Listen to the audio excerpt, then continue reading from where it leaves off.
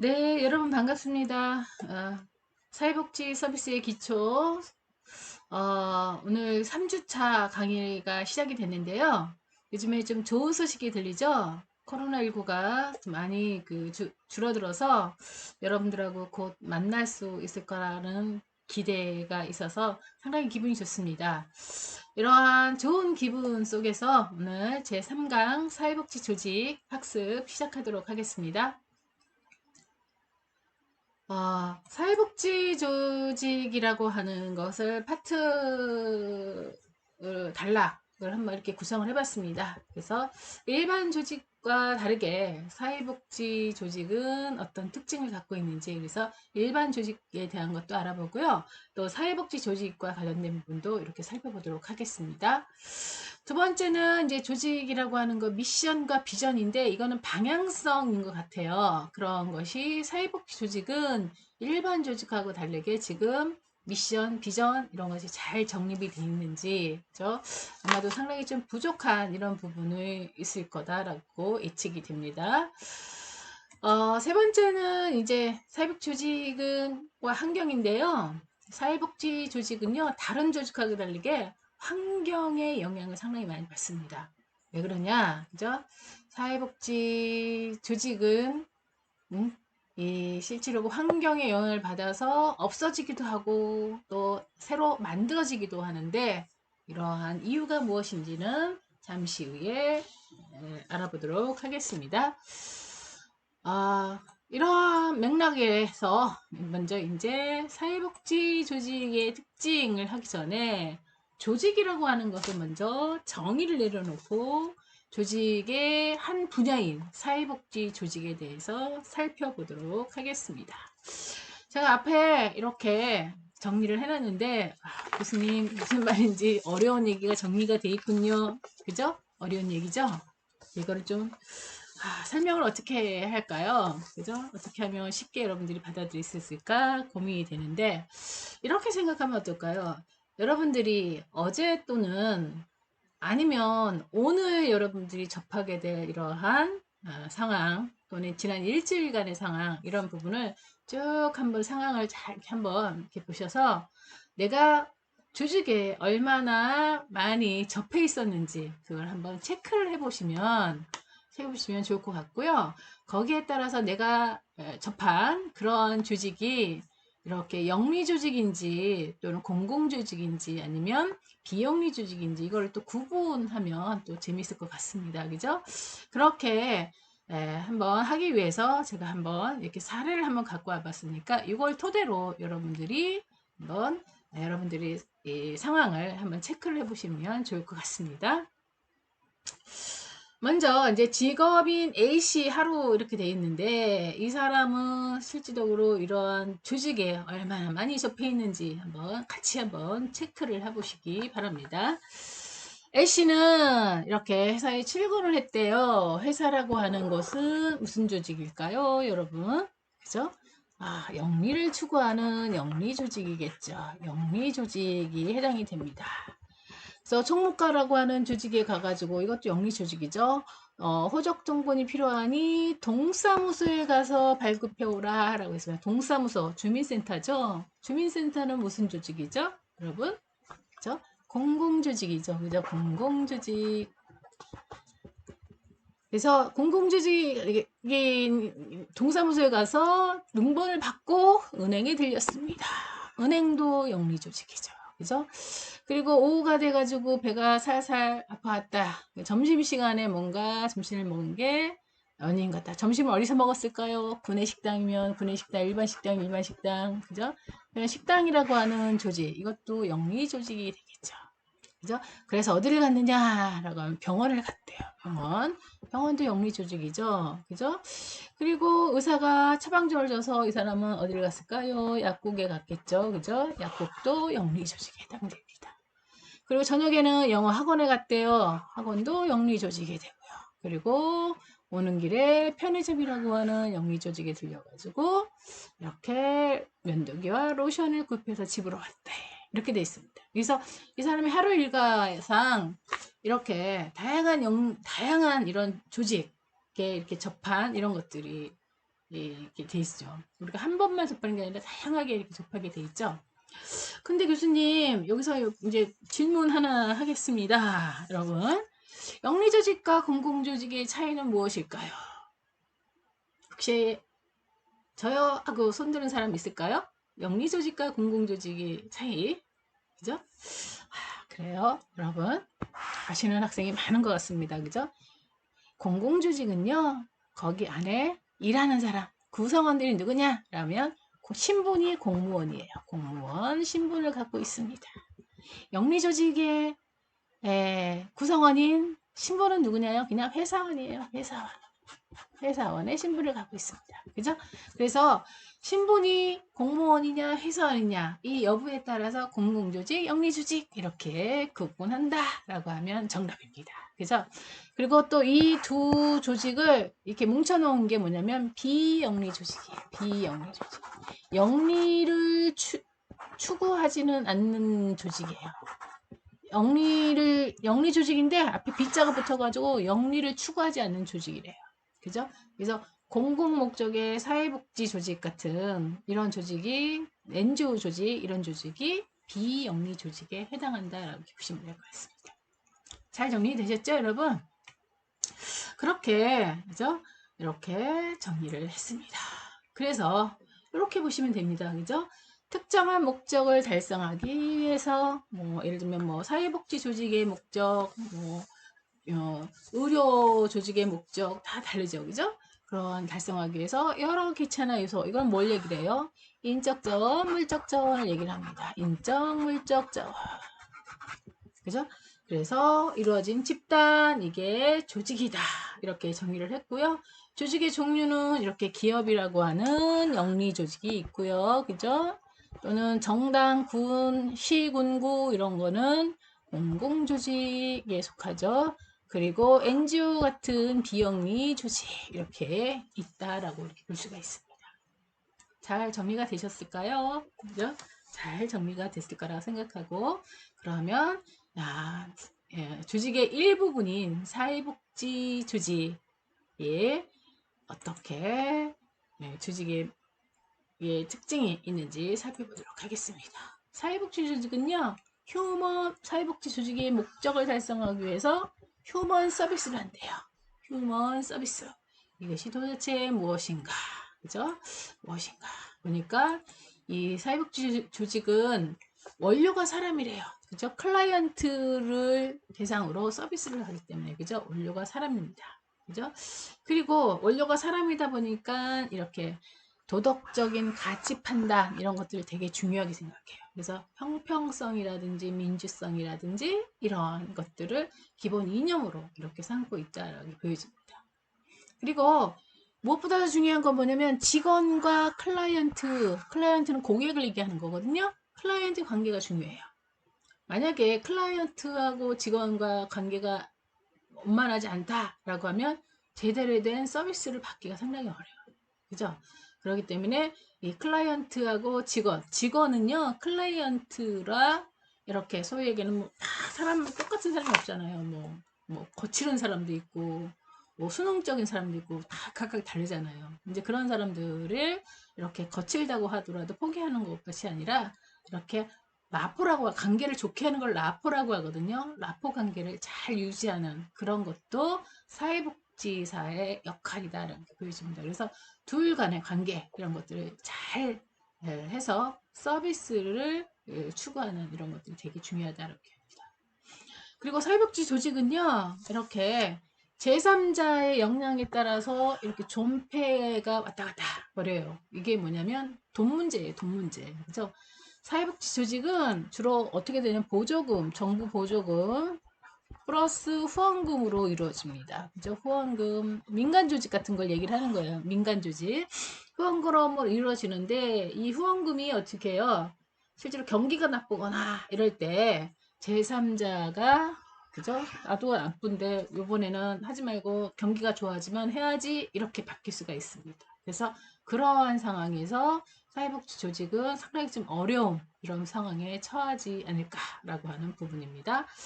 그리고 사회복지 조직은요, 일반 조직하고 다르게 대면 서비스를 해요. 직접 만나서 서비스를 하는 그런 부분이 밑에, 즉 일선 행정 업무를 한다는 얘기예요. 그렇기 때문에 어때요?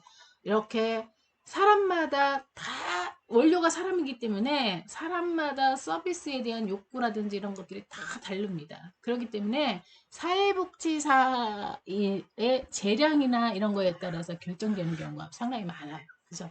근데 이러한 것이 실질적으로 사회복지 조직의 특징이기도 하지만 사회복지 조직의 문제점으로 이렇게 나타나기도 한다라고 이렇게 볼 수가 있습니다. 그죠?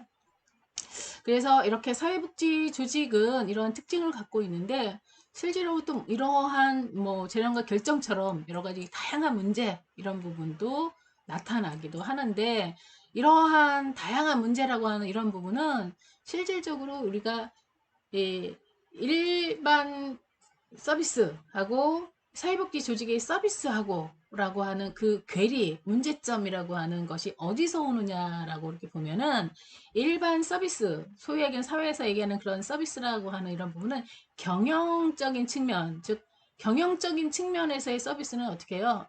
상당히 규칙이라든지 뭐 여러 가지 제도라든지 이런 부분이 객관화된 이런 상태에서 한 차에 오차도 없이 아주 일목요연하게 서비스가 이루어지 있고요. 또 그 서비스가 딱 끝나면 또 그 부분이 문제가 없는지 체크 점검 이렇게 이루어져서 실질적으로 다음에도 그러한 부분에 있어서 소위 얘기하는 변화라고 하는 좀 발전된 변화 이런 것들이 나타날 수가 있는 측면에 사회복지 조직은 실질적으로 그러한 부분 상당히 좀 미흡하다는 얘기입니다. 그죠? 그래서 서비스라고 하는 이 개념이 무색하게 이렇게 돼요. 이런 목표나 사명 이런 부분이 상당히 좀 부재하고요. 또 업무와 관련된 부분도 상당히 책임성이라고 하는 부분에 좀 문제점이 있고요. 또 이렇게 계획이나 이런 것도 기준도 없고 그날그날 활동을 결정하는 이러한 사회복지 조직도 있다라는 게 모두가 다 그렇지는 않겠지만 그러한 부분이 사회복지 조직의 지금까지의 좀 문제점이다라고 볼 수가 있습니다. 더군다나 앞으로 그죠? 이렇게 내가 몸담고 있는 기관이 어떠한 서비스를 하는지 그죠? 그러한 전반적인 사회복지사로서 이해 부족이라는 건 정말 대단한 건 큰 문제가 아닐까요? 그죠? 이제 그런 거기에 따라서 이렇게 조직의 미래라고 하는 이런 부분도 좀 관심이 좀 부족한 그런 부분이 있으니까 상당히 다음에 다루는 비전, 미션이라고 하는 이러한 것이 어떨 거다라고 하는 부분이 아주 불보다 뻔하지 않을까 이렇게 생각이 됩니다. 그래서 일반 조직의 서비스를 추구하는 그러한 조직에서의 미션 비전하고 사회복지 조직의 미션 비전 그죠? 상당히 좀 차이가 있지 않을까 이렇게 생각이 들면서 사회복지 조직의 미션 비전 시작해 보도록 하겠습니다. 사회복지 조직의 미션과 비전 먼저 이제 미션 비전이다라고 하면 뭐 이러한 사회복지 조직 구성원들이 한 방향으로 이렇게 이끌어 나갈 수 있도록 하는 뭔가 강한 동기 요인이 되는 이런 것이 미션과 비전이 되지 않을까 이렇게 생각이 듭니다. 그래서 먼저 이제 이러한 미션과 비전이라고 하는 이러한 것을 어떻게 설명하면 좋을까 되게 고민을 많이 했는데 이렇게 생각하면 좋을 것 같아요. 우리가 이제 직원들이 원하고 경영자도 원하는 거 이것이 무엇이 있을까라고 이렇게 생각을 해보면 아마도 둘 다 원하는 거는 자율성이지 않을까 이렇게 생각이 듭니다. 그죠? 근데 이 자율성을 구현하려면요 필요한 게 뭐냐면 비전과 미션입니다. 그죠? 그래서 이러한 것이 만약에 없다라고 하면 일을 시킬 때 어때요? 일일이 하나하나 이렇게 다 따라다니면서 이렇게 시켜야 됩니다. 근데 자율성이라고 하는 이런 거를 위해서라도 우리 조직의 미션, 비전 이런 것들, 즉 비전과 목표라고 하는 그런 것들을 잘 가지게 되면, 잘 운영하게 되면 이렇게 일반 조직에서처럼 사회복지 조직도 이렇게 미션과 비전으로 인해서 방향 정립을 잘 해서, 그죠? 조직이 폐쇄되지 않고 또 이렇게 성장할 수 있는 그런 조직이 되지 않을까, 이렇게 생각이 듭니다. 요즘에 쿠팡으로 날리는 손종희 회장은 이런 말을 했다고 합니다. 오르고 싶은 산을 정하는 거, 그게 비전이다 라고 이렇게 얘기를 하고 있다고 하니까, 이렇게 미션과 비전 이런 것들을 잘 수립하는 이런 것이 실질적으로 조직의 방향성, 이것이 아닐까, 이렇게 생각이 듭니다. 그죠? 그래서 우리 이렇게 보면 어떨까요? 우리 다음에 이거를 보기 전, 미션과 비전을 보기 전에 이 그림을 한번 먼저 보도록 하겠습니다.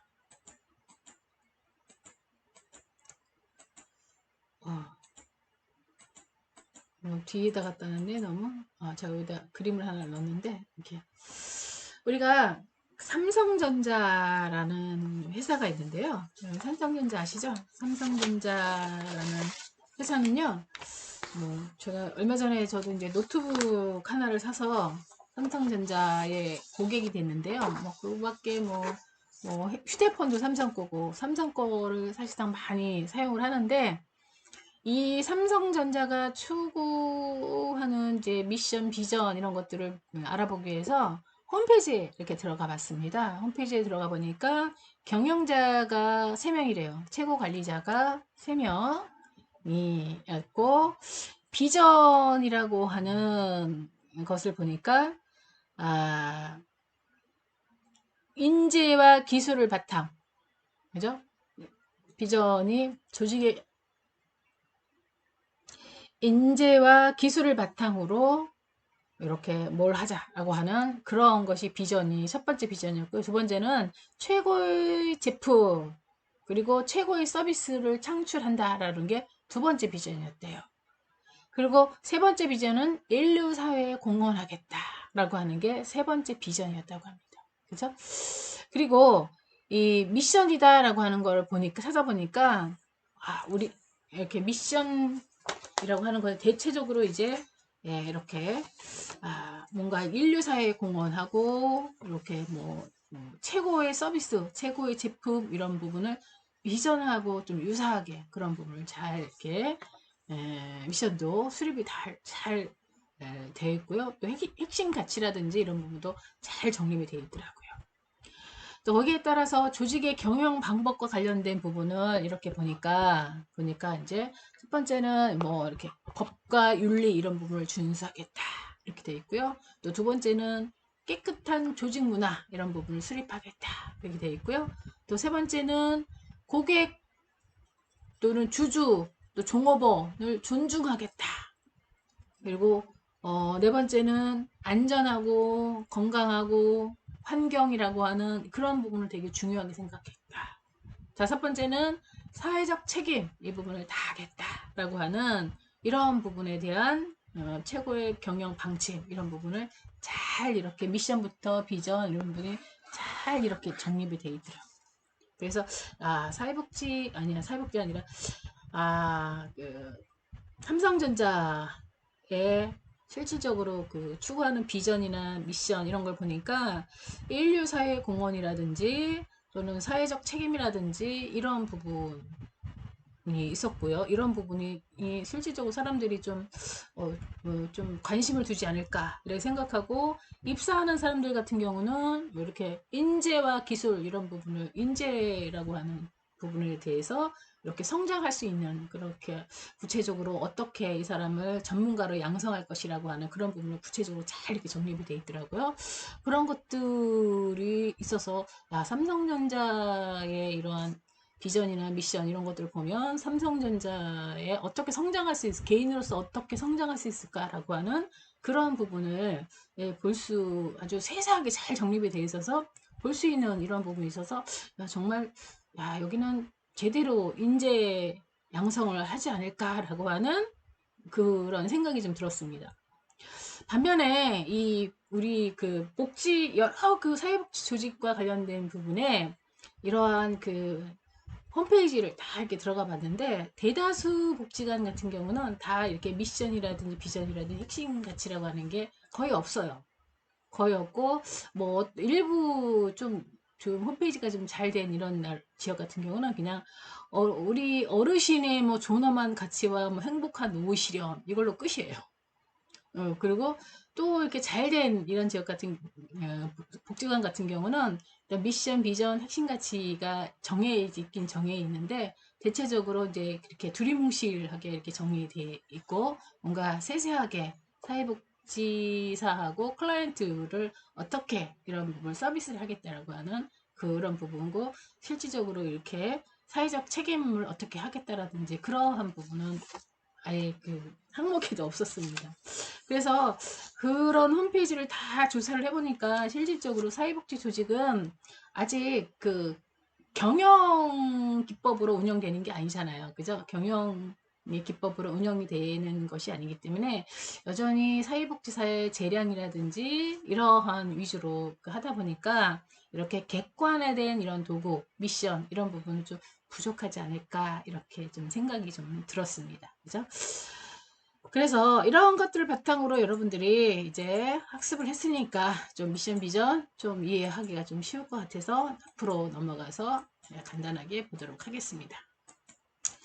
그래서 이렇게 미션과 비전에 대한 부분을 이제 개념을 잘 정리를 해보도록 하겠습니다.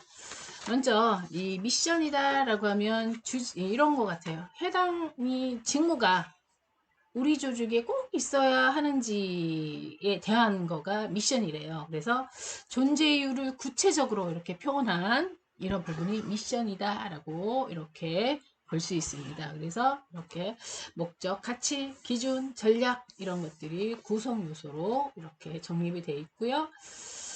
그러면은 이러한 미션을 수립하기 위해서 필요한 요건이다 라고 하면 기본적으로 변화를 이끌어낼 수 있는 것이어야 되고 뭔가 스스로 움직이게 할 수 있는 동기부여라고 하는 그런 것들이 있어야 돼요. 뭐 강제적으로 이렇게 하는 것이 아니라 스스로 움직이게 한 그런 것들이죠. 그리고 쉽게 이해할 수 있고 이렇게 단기간에 수립하는 것이 아니라 장기적으로 이렇게 적용이 가능한 이런 부분이 좀 미션이 되지 않을까 이렇게 생각을 하고 있습니다. 다음은 이러한 이제 비전이라고 하는 조직의 목표 수립과 관련된 부분입니다. 그죠? 목표 수립, 또 비전. 목표 수립인데 어떤 목표 수립이냐라고 하면, 그죠? 이런 의미 있는 목적, 미래의 청사진, 뭐 이런, 뭐 달성해야 될 기간, 뭐 이런 거 같이 실제로 비전이다라고 하면 이런 것 같아요. 진정으로 열망하는, 내가 진정으로 열망하는 미래에 마땅히 있어야 할 모습, 이것을 표현한 거. 그것이 청사진. 미래의 청사진 얘기가 맞는 것 같아요. 그죠? 그것이 비전이다라고 이렇게 얘기를 하고 있습니다. 그죠? 그래서 비전 수립을 하려면 어떻게 하고 있는지, 해야 되는지, 기본적으로 이렇게 기관장의 역할이 상당히 크죠. 기관장의 역할이 상당히 크다. 그리고 이러한 기관장이 이런 비전이라고 하는 이런 부분을 혼자 정하는 것이 아니라 그죠? 구성원들의 참여를 통해서 비전을 같이 이렇게 협력해 가지고 수립하는 이런 것들이 조직의 이런 목표라든지 또 개인의 목표라든지 이러한 괴리 이런 부분은 없을 수 있기 때문에 비전을 같이 수립하게 되면 상당히 좀 긍정적인 점이 많지 않을까 이렇게 생각이 듭니다. 그죠? 이러한 비전은 또 이렇게 미래 환경이라고 하는 이런 것도 우리가 좀 생각해 볼 필요가 있다라고 보여지죠. 그리고 또 비전은 이렇게 실제로 이렇게 조직이 잘할 수 있는 그죠? 그런 것들을 또 담아야 된다라고 이렇게 보여집니다. 다음을 넘어가겠습니다. 그래서 이렇게 사회복지 조직에 있어서 비전 수립이라고 하는 거, 미션 수립이라고 하는 이런 부분도 경영에서의 미션, 비전처럼 좀 더 이렇게 객관화될 수 있는 그런 방안, 이런 부분을 좀 수립하는 것이 어떨까 이렇게 생각하는데 아직도 이렇게 미션, 비전 이런 부분을 별로 이렇게 중요하게 생각하지 않는 조직이 많은 것 같다라는 생각을 하면서 미션 비전 파트는 이렇게 이상 마치도록 하겠습니다. 다음은 이제 사회복지 조직이 갖고 있는 환경이라고 하는데, 환경은 환경 변수가 상당히 이제 크다라고 얘기했죠. 네, 왜요? 후원금이라고 하는 것에 영향을 많이 미치기 때문에 조직이 운영하는 그 재원이라고 하는 거죠. 후원금이라고 하는 것이 실제로 이제 경기가 안 좋을 때는 실제로 제일 먼저 하는 게 복지 예산 삭감하는 것부터 시작이 되니까 그로 인해서 조직이 없어지기도 하고요. 또 조직이 이렇게 생성되는 새로 이제 만들어지는 그러한 것들도 있겠죠. 최근에 우리가 코로나19와 관련해서 이렇게 감염과 관련된 또 다른 조직 이런 것들이 나타나는 것 같이 이러한 여러 가지 환경 변화로 인해서 조직이 없어지기도 하고 또 만들어지기도 하고 그러한 것이 환경의 작용이다라고 이렇게 볼 수가 있겠습니다. 사회복지 조직은 특히 이제 환경 중에서는 일반 환경과 과업 환경이라고 하는 이런 조직의 영향을 상당히 좀 많이 받는데요. 일반 환경이다라고 하면 아주 거시적인 환경이라고 하는 이런 부분을 얘기를 하고 있습니다. 특히 경제적인 이런 요건이라고 하는 물가라든지 경제 사이클이라든지 이런 것들 있죠. 그런 거에 미치는 영향이 상당히 크다. 좀 전에 얘기했었던 조직이 환경의 영향을 상당히 많이 받는 중에서 이렇게 경제적인 요건과 관련된 부분이 그런 후원과 관련된 부분이 여기에 속하지 않을까 이렇게 생각이 듭니다. 두 번째는 이 인구사역적 특성이라고 하는 부분인데 최근에 우리 이렇게 볼 수가 있죠. 노인 인구가 많이 늘어났죠. 그죠? 그런 것 같이 이러한 인구 분포라든지 또 다문화 가족의 증가라든지 그런 것들이 이제 영향이 있겠죠. 문화적인 요건이라고 하는 거죠. 사회에서는 그 사회가 갖고 있는 문화라고 하는 예를 들면 뭐 기부 문화라고 하는 이런 것들 막 유행한다라고 하면 이 상당히 긍정적인 환경 이런 부분이 되지 않을까 생각이 듭니다. 정치, 법 이렇게 나와 있는데 사회복지 조직은 실제로 법이라고 하는 것이 만들어지면서 이러한 서비스 이런 것들이 이제 만들어지죠. 이런 것 같이 이제 정치, 법적인 영향을 상당히 많이 받는다라고 이렇게 보여집니다. 그래서 이러한 것들이 전반적으로 이제 일반적인 환경이다라고 하면 업무와 관련해서 하는 환경이 뭐냐면 과업 환경이다라고 이렇게 보여집니다. 업무와 관련해서 클라이언트 관계라든지 뭐 각종 기관과의 이런 관계라든지 그러한 그 자원과의 관계 이런 것들이 다 이제 과업 환경이다라고 얘기하는데 그러한 환경에서 미치는 영향이 상당히 좀 큰 편이다라고 이렇게 보여집니다. 다른 조직하고 다르게 이렇게 일반 환경, 과업 환경에 미치는 영향이 상당히 크다라고 보여집니다. 그래서 이렇게 사회복지 조직은 결론적으로 이렇게 환경이라고 하는 이 변수 이거를 적절하게 대응하지 않으면 상당히 조직이 존폐에 처하게 있기 때문에 이렇게 조직이 생존하기 위해서는 이런 환경 변수 이런 부분을 잘 대응할 필요가 있지 않을까 이렇게 생각이 듭니다. 다음은 이제 스와트 분석인데요. 이 분석은 이제 간단하게 살펴보고 다음 시간에 이 부분도 같이 한번 우리가 강의실에서 보게 되면 이 부분도 같이 한번 살펴보고 오늘은 이제 간단하게 스와트 분석이 뭐다라는 까지 정의를 내려놓고 마치도록 하겠습니다. 스와트 분석은요 이렇게 여러 가지 환경의 관점이라고 하는 그런 부분을 전략 분석 도구로 많이 사용하는데요. 사용하는데 주로 이제 SWOT 분석이라고 합니다. 그래서 S는요 이렇게 강점을 얘기를 합니다. 강점. 그리고 W는 약점을 얘기를 합니다. 또 O는 기회적인 부분, T는 그죠 위협적인 이런 부분입니다. 그래서 여러분들을 예를 들면 이런 거죠. 여러분들의 강점은 뭘까요? 공부를 잘한다, 성적이 좋다, 그죠? 그게 첫 번째 강점, 두 번째죠. 뭐 예를 들면 키가 크다, 세 번째 강점, 아버지가 부자다 이런 게 다 여러분들 강점이 될 수가 있어요. 약점이 뭐냐? 그죠? 나는 근데 게으르다. 이것도 약점이 될 수도 있고요. 그죠? 근데 영어 성적이 좋지 않다. 성적은 좋은데 영어 성적이 안 좋을 수도 있고요. 그죠? 등등 그런 부분이 약점이 되는 건데 내가 다른 사람이 약점이 아닌데 나만 약점이 되면 그 약점이 될 수 있는 거예요. 그죠? 기회적인 요소는 뭐냐면 그럼에도 불구하고 그죠? 아, 내가 공무원 시험을 보려고 하는데 이번에 공무원을 많이 뽑는다. 그러니까는 소위 얘기는 그 외부 변수가 되는 거죠. 그죠? 그러면 그게 사회 기회가 되는 거고요. 영어를 만약에 잘한다라고 하는 측면이 있으면 뭐 근데 성적은 안 좋은데 영어 뭐 음, 선생님을 많이 뽑는다 하면 그게 기회적인 요소가 될 거 아니에요. 그죠?